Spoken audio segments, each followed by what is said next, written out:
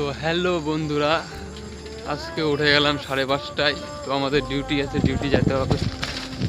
তো গাইস আমাদের প্রতিদিনই ডিউটি যেতে হয়, ডিউটি না গেলে জানোই কী হবে।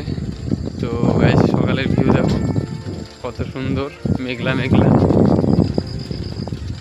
তো এখন ঢুকবো 6:30, এখন 6টার দিকে ঢুকবো, 6টার দিকে বেরোবো, 12 ঘন্টা ডিউটি। তো গাইস আমাদের স্যালারি 18,000।